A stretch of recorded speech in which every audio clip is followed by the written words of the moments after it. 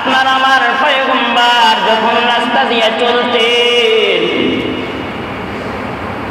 রাস্তার দুপাশের গাছ রহমাতান লিল আলামিন যখন রাস্তা দিয়ে যখন যাইতেন, দুই পাশের গাছ সেজদারত অবস্থায় সেজদারত হইয়া পয়গম্বরকে ছায়া দিয়া যাইতেন। সুবহানাল্লাহ বলেন। আয়েশা সিদ্দিকা রাদিয়াল্লাহু তাআলা আনহা উনি বলেন, হে দুনিয়ার মানুষ, পয়গম্বর কেমন ছিল যখন পয়গম্বরের শরীর থেকে যখন ঘাম মোবারক পড়ত, আমরা একটা কুটায় করিয়া পয়গম্বরের শরীর থেকে যখন ঘাম বাইর হইতে এত সুঘেরান এত ঘেরান লাগত। পয়গম্বরের ঘাম মোবারক আমরা কুটার ভিতরে সুন্দর করে বসায় রাখতাম এবং বিভিন্ন অনুষ্ঠানে আমরা খুশবু হিসেবে ঘাম ব্যবহার করতাম। ভাইরা আমার, এই নবীর আদর্শ আপনার আমার ভিতরে নাই। যখন হাত উঠায় রব্বানা যালামনা আনফুসানা ওয়া ইন লাম তাগফির লানা ওয়া তারহামনা লানাকুনান্না মিনাল খাসিরিন। মোনাজাতে হাত উঠাইয়া মালিকের কাছে দোয়া করি আর বলি, মালিক, মৃত্যুর পরে যখন হাসর শুরু হয়ে যাবে কিয়ামতের ময়দানে, আমাদের সকলের জন্য রে মালিক নবীর সুপারিশ আমাদের জন্য ওয়াজিব করে দিন। কথা বলেন, বলি কিনা?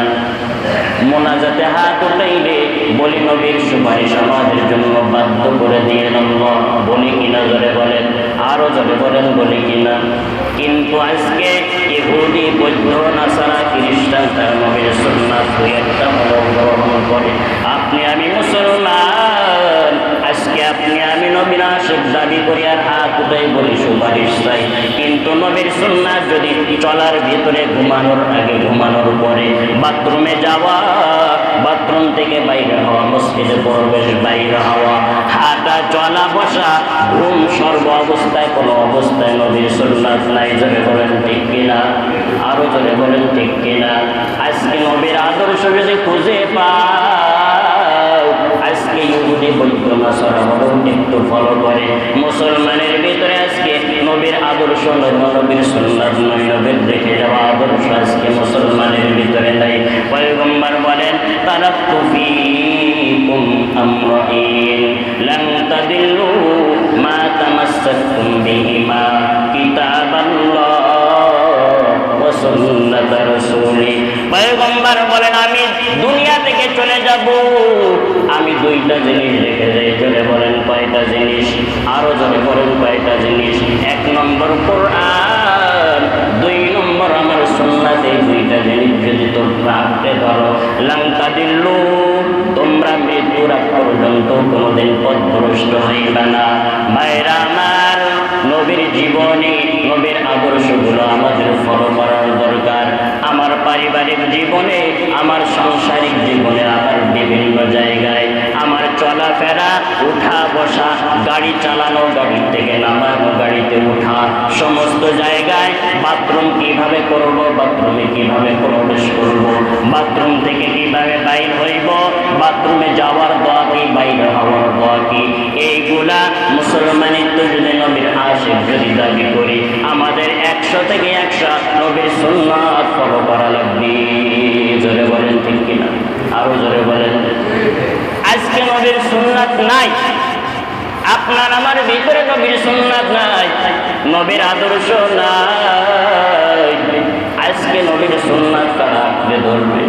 16 কোটি মুসলমান বাঙালি আজকে যদি নবীর সুন্নাত গুলো যদি ঠিক মতো আঁকড়ে ধরতাম, নবীর রেখে যাওয়া আমানত ঠিক মতো যদি ফলো করতাম, আজকে নবীর বিরুদ্ধে কোনো মুশরিক, কোনো কাফের কথা বলতে পারতো না। জোরে বলেন ঠিক কিনা?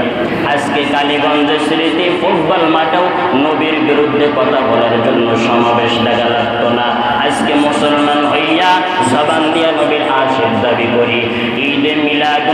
বৎসরে বৎসরে একবার যদি পালন করতে পারি, এটাই আশিকে রাসূল দাবি করি।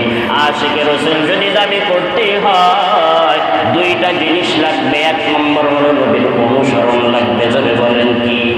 এক নম্বর নবীর অনুসরণ করবে ভাই, দুই নম্বর নবীর কথা বেশি বেশি স্মরণ করতে হবে। এই দুইটা জিনিস